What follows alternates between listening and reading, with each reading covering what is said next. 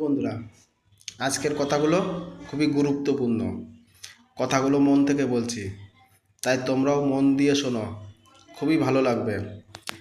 আর কথাগুলো কেমন হলো সম্পূর্ণ শোনার পর সুন্দর করে একটা কমেন্ট করে যাবে।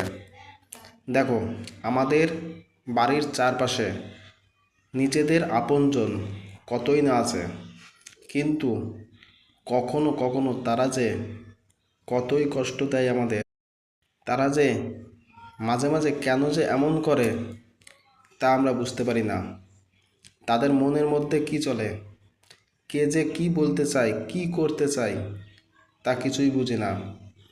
তাই সবাই সবার প্রতি সহানুভূতি থাকা উচিত। সহানুভূতি থাকলে আমরা কখনো একে অপরের অপরাধ করব না। তাই সবাই সবার ভালো মঙ্গল কামনা করা।